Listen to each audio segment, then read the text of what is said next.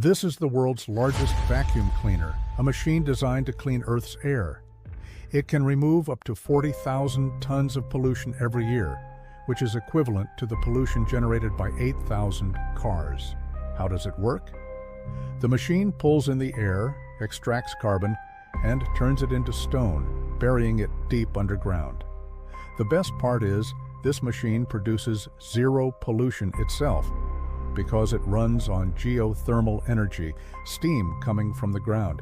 It's located in Iceland and was created by the company Climeworks. But why are they doing this for free? What's the company's benefit? If you understand, let me know.